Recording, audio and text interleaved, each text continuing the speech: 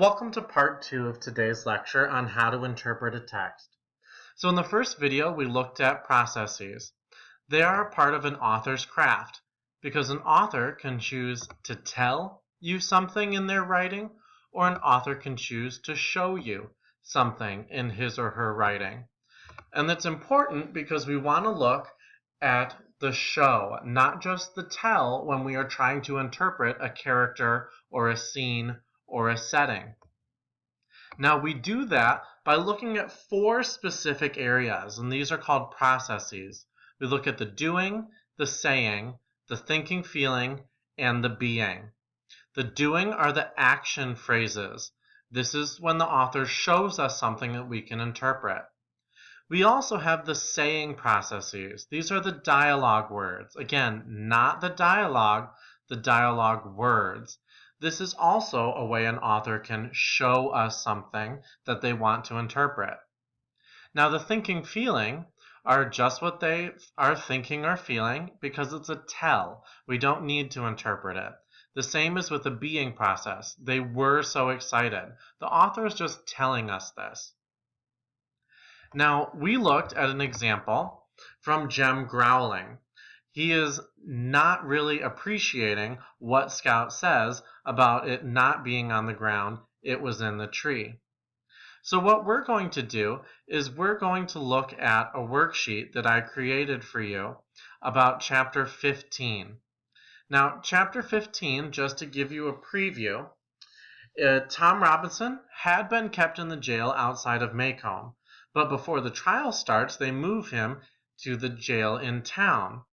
Now the sheriff, Heck Tate, warns Atticus that the Cunninghams from Old Sarum might come to kill Tom Robinson while he's in jail. So Atticus goes to the jail and sits outside. So what we're going to do is we're going to look at our notes, and while reading, we're going to pay attention to stuff we can interpret to try and answer these questions. And let's take a look at the worksheet. So on our worksheet, To Kill a Mockingbird, Analyzing Interpreting Text, Chapter 15, we are only going to do part 1 today. I repeat, we are only going to do part 1. So in part 1, we're going to focus on Atticus's character in this scene. What does he feel? What does it show about him as a person, as a father? And we're going to use the packet to mark up and label. Now, process types, the doing, saying, thinking, feeling, and being, can help when a text doesn't explicitly tell us what the character is thinking or feeling, but expressed in what they do. And it's what he does that presents those attitudes and shows us what he feels and looks like.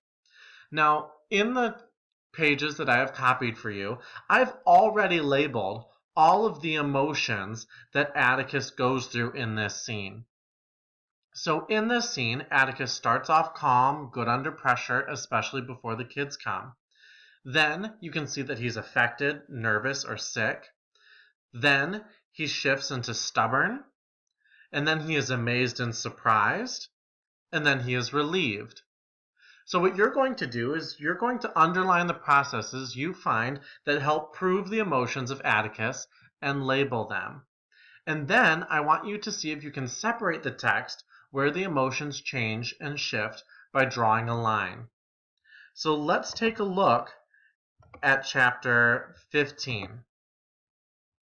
So chapter 15. A long extension cord ran between the bars of a second-floor window and down the side of the building.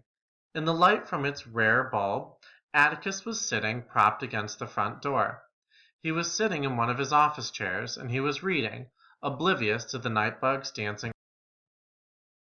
And so what we're going to do is look at the processes. What about this and Atticus's actions show us that he might be calm right now?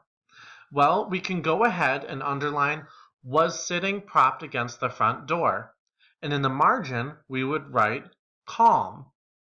So we underline was sitting propped against the front door, and we write calm. Now we can also say that we can underline reading, oblivious of the night bugs dancing over his head. So let's underline reading, oblivious of the night bugs dancing over his head. And in the margin again, we can write calm. He's still showing the same emotion. I made to run, but Jem caught me. Don't go to him, he said. He might not like it. He's all right. Let's go home. I just wanted to see where he was. Now remember, we are only looking at Atticus in this scene. No one else's actions are important to us during part 1 of this activity. We were taking a shortcut across the square when 4 dusty cars came in from the Meridian Highway, moving slowly in a line.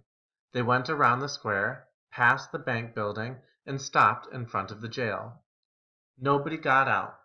We saw Atticus look up from his newspaper. He closed it, folded it deliberately, dropped it in his lap, and pushed his hat to the back of his head.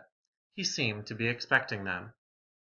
Okay, here we've got some more information that we can look at. So let's just underline Atticus look up from his newspaper. He closed it, folded it deliberately, dropped it in his lap, and pushed his hat to the back of his head. So those 2 sentences we can underline. And if we notice, again, he's still calm. He's closing it, he's folding it on purpose, he's just dropping it in the lap and pushing his hat back. Nothing really anxious or scared or nervous here. He is still calm, so we would write calm in the margin. Come on, whispered Jem. We streaked across the square, across the street, until we were in the shelter of the Jitney Jungle door. Jem peeked up the sidewalk. We can get closer, he said. We ran to Tyndall's hardware store. Near enough, at the same time, discreet. Again, we are only looking for Atticus. In 1s and 2s, the men got out of the cars. Shadows became substance as lights revealed solid shapes moving toward the jail door. Atticus remained where he was. The men hid him from view. Let's go ahead and underline. Atticus remained where he was. Atticus remained where he was. He's not upset, he's not scared, so we are still going to write calm in the margin. He in there, Mr. Finch? A man said. He is, we heard Atticus answer, and he's asleep. Don't wake him.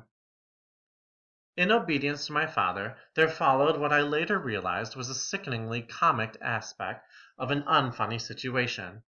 The men talked in near whispers. You know what we want, another man said. Get aside from the door, Mr. Finch. You can turn around and go home again, Walter, Atticus said pleasantly. Heck, Tate's around here somewhere. Now let's go ahead and underline Atticus said pleasantly. This is an example of a saying process. And in a saying process, we don't look at the dialogue, we look at the dialogue words. And because he is saying this pleasantly, we can tell that he is still calm. The hell he is, said another man. Heck's bunch is so deep in the woods they won't get out till morning. Indeed? Why so? Called him off on a snipe hunt, was the succinct answer. Didn't you think of that, Mr. Finch? Thought about it, but didn't believe it. Well then, my father's voice was still the same. That changes things, doesn't it? Let's underline my father's voice was still the same. So even though the situation has changed, his voice has not, showing us that he is still calm, even though there is a lot of pressure in this scene. It do, another deep voice said. Its owner was a shadow. Do you really think so? This was the second time I heard Atticus ask that question in 2 days, and it meant somebody's man would get jumped. This was too good to miss. I broke away from Jem and ran as fast as I could to Atticus. Jem shrieked and tried to catch me, but I had a lead on him and deal. I pushed my way through the dark, smelly bodies and burst into the circle of light. Hey, Atticus! I thought he would have a fine surprise, but his face killed my joy. A flash of plain fear was going out of his eyes, but returned when Dill and Jem wriggled into the light. So here we see his face killed my joy. Let's underline that. His face killed my joy. This does not seem to be like he is making Scout very happy.